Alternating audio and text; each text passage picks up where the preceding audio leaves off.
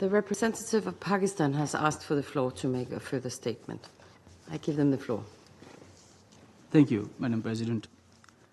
My delegation has been compelled to take the floor to respond to the statement made by the delegation of India. No amount of obfuscation can change the legal, political, and historical reality. Jammu and Kashmir is not and has never been a so-called integral part of India. It is a disputed territory whose final disposition is to be decided by the people of Jammu and Kashmir through a UN-supervised plebiscite, as demanded by numerous resolutions of the Security Council. This disputed status of Jammu and Kashmir is acknowledged by the United Nations and the international community. Every official UN map depicts Jammu and Kashmir as disputed territory.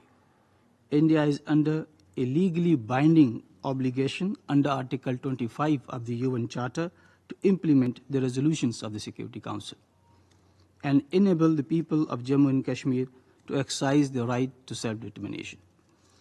India holds Kashmir by brute force with over 900,000 and troops and paramilitary troops in the occupied territory. India has killed over 100,000 innocent Kashmiris since 1989. It has imposed the densest occupation in history, with one Indian soldier for every 8 Kashmiri men, women, and child. India's gross violation of human rights in the occupied Kashmir have been recorded in 2 reports of the UN High Commissioner for Human Rights and several reports of the Human Rights Council special mechanisms.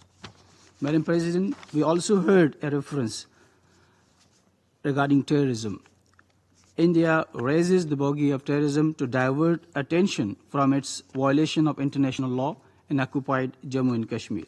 It is most ironic that India, which is committing the worst form of state terrorism in occupied Jammu and Kashmir, is portraying itself as the victim.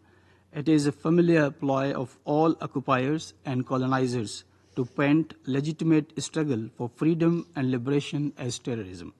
And instead of maligning others for terrorism, India should reflect on its own campaign of orchestrating targeted assassinations, subversions, and terrorism in foreign countries. It is India which supports and finances terrorism against Pakistan through Tehreek-i-Taliban Pakistan, TTP, Baloch Liberation Army, BLA, and the Majeed Brigade. Madam President, in conclusion, I would advise the delegation of India to consult the UN map and UN Security Council resolutions on Jammu and Kashmir before making baseless statements in the same body. I thank you, Madam President.